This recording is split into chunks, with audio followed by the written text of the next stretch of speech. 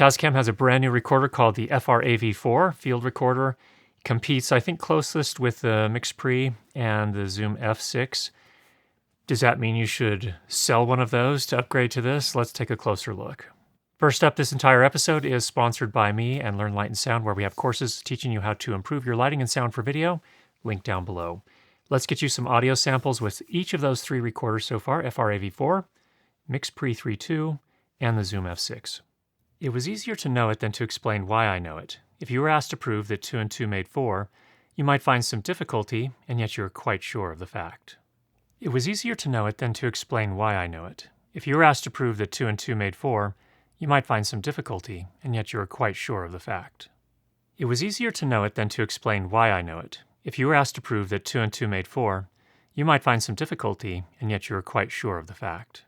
You can tell me down in the comments below if you think one of them sounded different. In all three cases, we were using the Sennheiser MKH50, which is what we're recording this entire episode with. We have normalized this to -23 LUFS.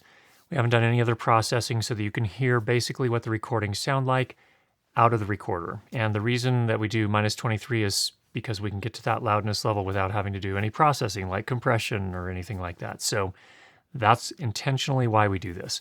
Let's talk about the features on the FR-AV4, again, which we are recording with right now. 32-bit float audio field recorder with dual converters per input channel and 4 XLR combo microphone/line level inputs. The max input level when you're set to mic level is +4 dBu.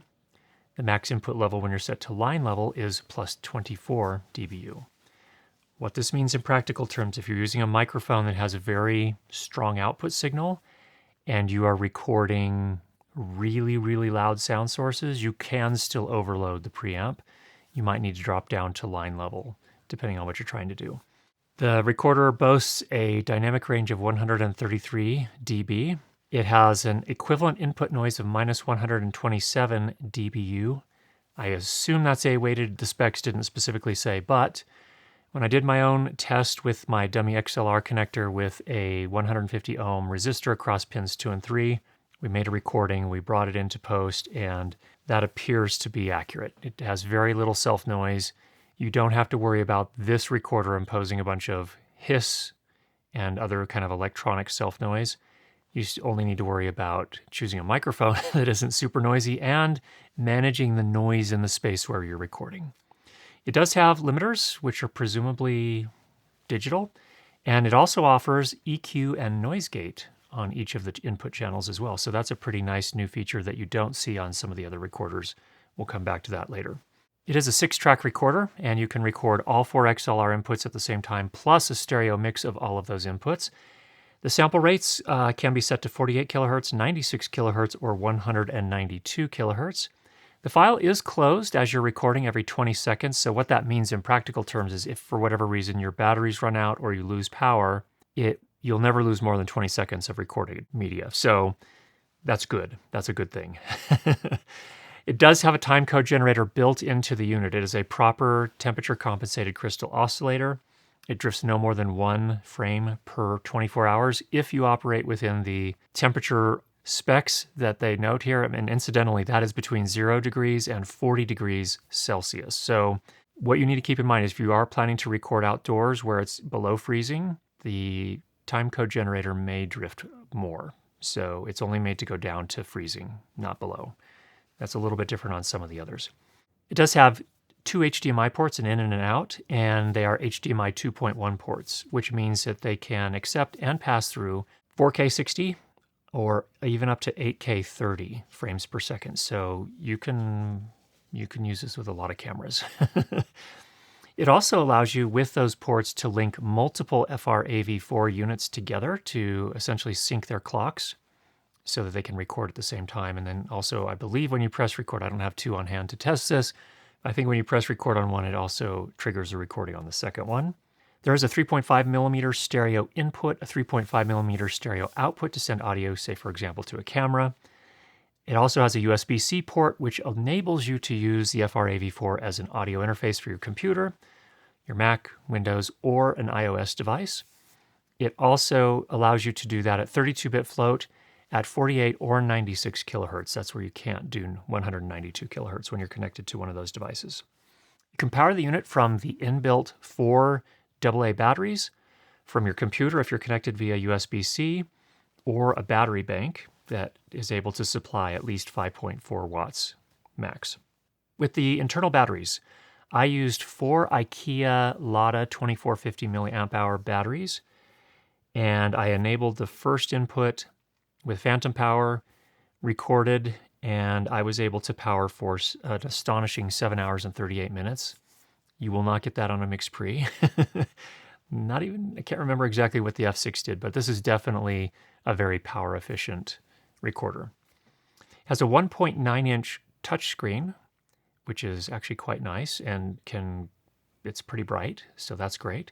There's a port for an optional AK-BT2 adapter. It's a Bluetooth adapter, and this enables a number of things. Number one, it enables you to use timecode with the ATOMOS UltraSync Blue and their ATOMX wireless syncing capabilities. So if you're using ATOMOS recorders, that could be a really good thing for your workflow.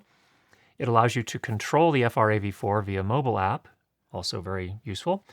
And then it also, and I don't believe you can do this on the MixPre or the Zoom F6, it allows wireless monitoring with Bluetooth headphones, which is a pretty nice feature as well. Granted, there is some latency, so if you're in the spot where the recording is taking place, you will hear the actual sound before you hear it played back in your headphones. And that's largely because we're dealing with Bluetooth, which has latency. It does support Ambisonic recording in both A and B formats, whether you want to do FUMA or AmbiX, so that's fantastic. It has a proper tone generator for calibrating your camera levels when feeding audio from the recorder to the camera, a feature that is sometimes a little bit frustratingly implemented on some other recorders. You can apply an output delay of up to 300 milliseconds. This is useful if you're using both wired and wireless microphones, and it can also be helpful in some cases when you're live streaming. If you're feeding your audio into a switcher and the camera into a switcher, the audio will always arrive at the switcher first, so applying a delay will actually potentially get you back in sync with the picture. So that's cool. It does have some headphone routing and presets, which is very nice. So if you want to be able to switch what you're listening to, you can do that. And super simple channel routing, nothing sophisticated like you see on the professional level recorders, but does allow you to select mic, line, or USB for any of the 4 inputs. Now, are there any cons on this device? There is no automix feature. So while the Zoom F6 has an automix built into it, and the MixPre has what they call Mix Assist as an add-on plugin that you do have to pay for, I would say this: the TASCAM doesn't have anything in that realm, no automix. The Zoom F6 has automix, and it's okay, not great. The MixPre's Mix Assist is the best that I've used of these 3 here. So that's a little bit of a con for the TASCAM. At least as of the time of this recording, there is no auto mix feature. I have given that feedback to TASCAM. Maybe they can implement it in a firmware update, I don't know. I will say that the headphone amp on the FR-AV4 is a little bit on the noisy side. It has in terms of specs, it supplies the least amount of output power amongst the Zoom F6, MixPre, and the TASCAM. Although I was able to drive my Beyerdynamic DT880 Pros, which I believe are 300 or they're 250 or 300 ohm headphones, just was a little bit noisy. So if there's some hiss in the headphones, don't necessarily assume that's in the recording as well. You just kind of have to get used to that and get some experience with it. And the last thing, I'm not going to call this out as a con, but I think some people will, because I did a live stream already where we were talking about this, and some people said, oh, the price on this it's too high. That's a subjective matter. If you feel that way, that's perfectly legitimate for you. Great. Except that I would say that this is priced almost exactly right between the MixPre 3.2 and the MixPre 6.2, which are right around that same price point. Although it is more expensive, definitely, than the Zoom F6, which comes in closer to $700 as opposed to $1,000 for the TASCAM. So just so that you're aware, I would say that we're a little bit spoiled in 2025. We have fantastic recorders from Sound Devices, from TASCAM, and from Zoom that make sound for video so much better than it was when I started this 12, 14, 15 years ago. The options were super expensive or really not impressive. And they've come a long way. The build quality is fantastic. It feels like it's mostly metal. The knobs are plastic, and I would say the knobs are probably nicer on the MixPre, and they're about in the same league as the Zoom F6 knobs, so that's okay. The buttons are nice, nice feel to them, and there are ports on top, or I should say threaded taps on top, 1/4 inch for a camera, mounting to a camera or mounting to a tripod, so that's pretty nice as well. Let's talk about how these all compare. This is not, by the way, a super in-depth review. This is more of these recorders are so deep, it's really hard to cover everything in a single video. So we may have to come back and cover some more additional things. And also I don't have the Bluetooth module, so I wasn't able to test that. I was able to test that with the FR-AV2 when that came out last year, but I don't have one of those on hand. And incidentally, I paid for the MixPre with my own money. I paid for the Zoom F6 with my own money. The TASCAM is on loan to me from TASCAM, and I ship it back to them when I'm done with the review. They did not ship out the Bluetooth module, so I don't have that on hand. All right, let's compare them. If you just want to talk about feature for feature and my experience with them so far, compared to the Zoom F6, this is how the TASCAM is kind of better than the Zoom F6 in my mind. Number one, I think the timecode implementation with its dedicated 3.5 millimeter input and output is better. It also, you can do timecode via the HDMI port. So it's just a better implementation overall of timecode. I would say that the ergonomics, this is subjective in my opinion, ergonomics are better on the TASCAM personally. I will say the one thing I wish that would change is that the headphone encoder is on the side of the unit. So when you have it in a sound bag, that's a little bit difficult to get to. But I love that the menu encoder and most of the buttons that you need are all on the front of the unit. Sound devices, it would be awesome if you changed where that encoder is on the MixPre. I'd love to have that on the front of the unit instead of off to the side. The HDMI in and out, that is unique to the TASCAM. The other two recorders, MixPre and Zoom F6, do not have anything like, well, I guess the MixPre has a micro HDMI input only, just so that you should be able to trigger recording between your camera and the recorder itself, but it's a spotty implementation. I have not tested it. I don't have any of the cameras that the TASCAM supports for HDMI trigger recording, but they have on their product page all the cameras that are supported. So I would make sure that your camera's on that list if that's an important feature to you.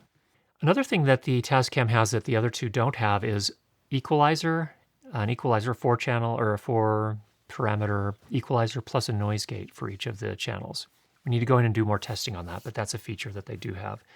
Now, where does the Zoom's F6 have an edge over the TASCAM FR-AV4?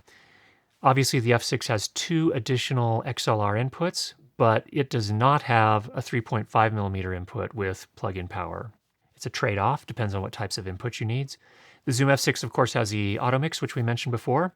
The Zoom F6 also has the MPF battery sled, which is super nice. So you can power the Zoom F6 via USB, via AA battery, or via NPF, Sony NPF style battery, which is really, really nice. On the TASCAM, you just have the AA and you have USB-C. And then, of course, the Zoom F6 has a massive advantage of being essentially $300 less expensive. So that's how those two compare. Let's talk about the MixPre. Here I'm going to compare it to the MixPre 3.2.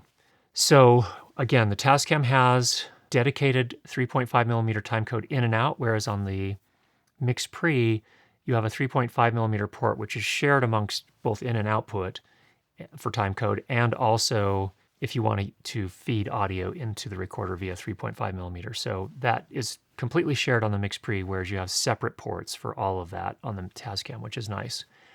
I would say that the ergonomics are slightly better on the TASCAM. The screen's a little bit bigger. I prefer the knobs on the, this is a toss-up, I would say. On the MixPre, I prefer the knobs. The buttons, the transport buttons are bigger. It's kind of a 50-50. Again, the TASCAM has the EQ and noise gate per channel, and it also has the wireless monitoring with the AK-BT2 module. So that's where the TASCAM has the edge on the MixPre. But the MixPre has AutoMix, which they call Mix Assist, which is the best. If I'm doing a podcast and I don't want to do nearly as much post-processing and I have an hour-long show every week, you're going to save yourself a ton of work with a good AutoMix like implemented in the MixPre. The The MixPre also has alternative battery sleds, which include the ability to use NPF batteries like the Zoom F6 does, and even a Hiroshi input, so you can use cinema batteries to power your MixPre. Can't do that, as far as I'm aware, on the Tascam. There's a wider temperature operating range for the MixPre, so it is rated to go down to minus 20 Celsius and up to 60 Celsius. So if you're going to be working out in extreme weather and you're relying on that timecode generator, you probably want to look at the MixPre as opposed to the Tascam. And then I would definitely say that the MixPre has a stronger, I think better sounding headphone amplifier. It can do up to 300 milliwatts output, which is awesome, but that comes with a massive trade-off, and that is the huge downside for the MixPre, which it burns through power. The Tascam batteries will last a long time. I don't even consider using a MixPre with AA batteries. It just doesn't even, and that's the battery sled the MixPre comes with. It's just not even worth the frustration. You really need to be powering that via USB, via the NPF batteries with a separately purchased NPF battery sled or a Hiroshi input from a cinema battery. So, one of those options. In any case, what I'm saying here, we live in a time when we have a tremendous number of options for really good quality recorders at the approximately $1,000 price point and slightly below there. Is there a clear winner in my mind? No, there is not a clear winner. I think all of them are very capable. When you heard the samples earlier on, and I've listened to all three of those quite a bit, recordings from all three of those, they're all about the same. They're quality. They're recording quality audio. So it's not like, oh, one of them is better, clearly better than the other in terms of audio quality. I don't really think that's the case. To my ears, they all sound really good. So there's a look at all those. Let me know what other questions you have. I'm going to hold on to the unit for hopefully a couple more weeks here. If you have specific things that you're interested in learning more about, let me know that down below. I can't necessarily answer all of them, but I'll do my best. In the meantime, get out there and make some great sound, and we'll talk to you again soon.